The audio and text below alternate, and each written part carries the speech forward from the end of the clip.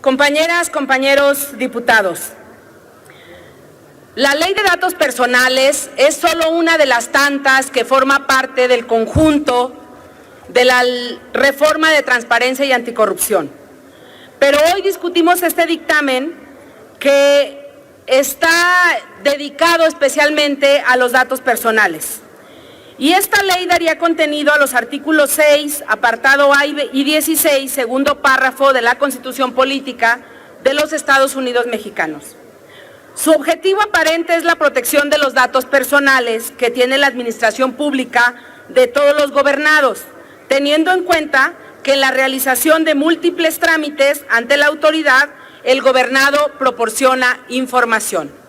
Cada vez que llegamos a una oficina, entregamos nuestro IFE y anotan los datos de registro de la misma. Así ocurre ante la Secretaría de Hacienda, también cuando un particular solicita su inscripción al padrón de contribuyentes, ante Relaciones Exteriores, en el trámite de pasaportes, entre muchos otros.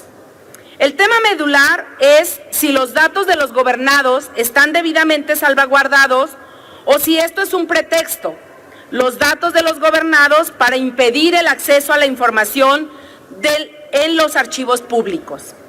Y quiero decirles que me reuní con la Asociación Nacional de Estudios Históricos y están preocupados por esta ley, porque finalmente tienen que tener vinculación con la Ley de Archivos.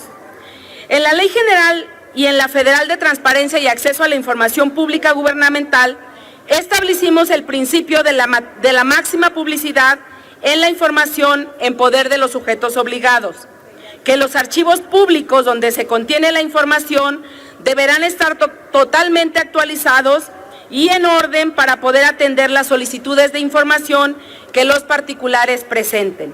Sin embargo, en el dictamen que hoy discutimos, parecería que la protección de datos personales se convierte en una barrera para el acceso a la información pública, particularmente con la que tiene que ver con la información contenida en los archivos históricos, que de hecho todo archivo por sí mismo es histórico.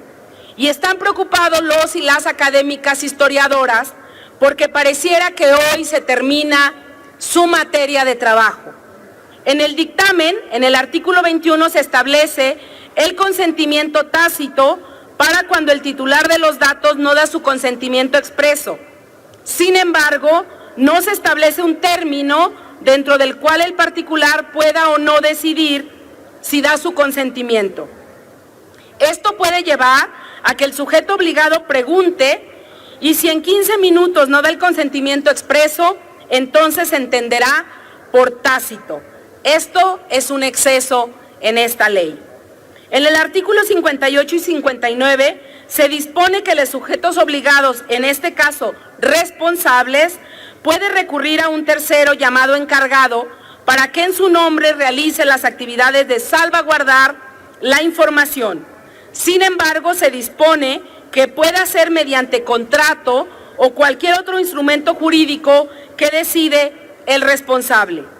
Las y los diputados ciudadanos consideramos que el único instrumento jurídico para permitir la participación de particulares debe ser el contrato en la especie que corresponda y no la discrecionalidad de cualquier otro instrumento jurídico, ya que el término es sumamente ambiguo.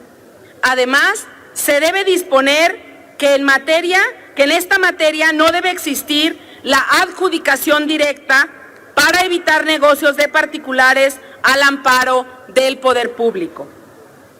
En el artículo 81 se regula lo referente a la inviolabilidad de comunicaciones privadas, soslayando que este tema está previsto en el artículo 16, párrafos 13 y 14 de la Constitución y en la Ley Federal de Telecomunicaciones y Radiodifusión en el artículo 190, último párrafo, por lo que no tiene por qué estar regulado en este ordenamiento.